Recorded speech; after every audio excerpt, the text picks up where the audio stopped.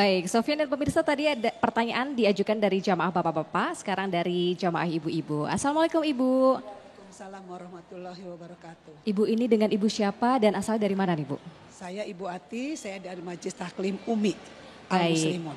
Ya Ibu, boleh ajukan pertanyaannya kepada guru-guru kita, namun sebelumnya mic-nya boleh didekatkan lagi Bu ke mulut. Oke, silahkan Ibu pertanyaannya. Oke, baik, terima kasih. Saya izin bertanya.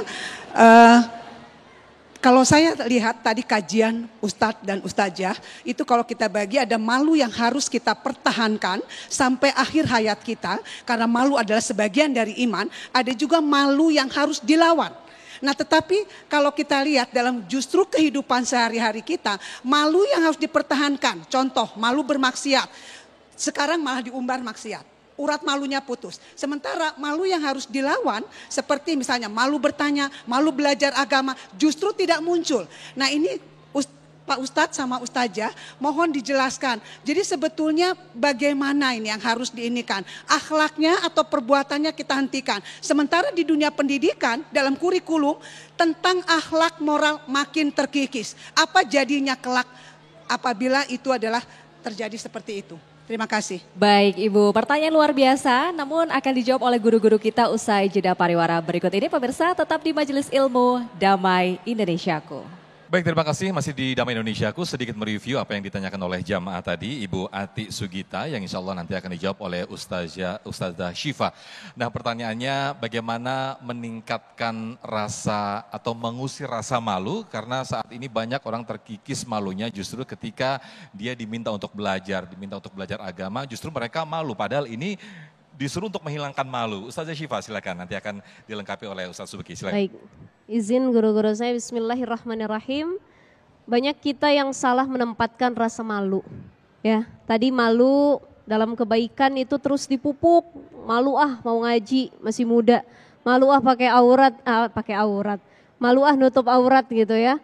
Karena masih pengen happy-happy dulu dan lain sebagainya. Nah ini malu yang tempatnya salah. Maka bagaimana solusi agar kita tidak sembarangan atau salah tempat menempatkan al-haya, rasa malu? Dua hal. Jadi yang pertama adalah amal solih. Yang kedua adalah tolabul ilmi. Belajar sama istiqomah beramal solih. Jadi kalau orang-orang yang rajin ngaji, belajar, datang taklim tiap hari, dia punya guru spiritual, sanad keilmuannya nyampe sampai Rasulullah SAW. Insya Allah untuk memanage rasa malunya itu lebih mudah. Tapi orang yang gak pernah hadir ke majelis ilmu, dia gak punya guru spiritual, dia gak pernah dengerin tausiah, kalam-kalam agama, ini biasanya lebih mudah menempatkan malu pada perkara yang salah. Jadi insya Allah kita doakan mudah-mudahan anak-anak milenial, generasi Gen Z disebutnya ya, itu lebih bisa lagi memilah-milih, memfilter mana kira-kira malu yang harus dilakukan, mana yang tidak harus dilakukan. Yang kedua dengan amal solih. Orang kalau amal solihnya istiqomah, dekat sama Allah, dia untuk melakukan kemaksiatan itu lebih sulit. Makanya dikatakan tadi dalam 4 hal yang disampaikan oleh Imam Ibnu Hajar Al-Asqalani, salah satu mutiaranya kan al-haya. Tapi sifat malu al-haya ini bisa hilang dengan toma, wa tum'u yuzilul haya. Jadi toma itu bisa menghilangkan sifat malu. Toma itu apa? Rakus. Terutama dalam perkara perut, mohon maaf, syahwat. Banyak orang yang gak tahu malu kalau dia udah rakus. Wah udah deh yang penting saya isi perut, yang penting syahwat saya terpenuhi. Dia nggak mikir lagi ini halal atau haram, yang penting bisa terpenuhi.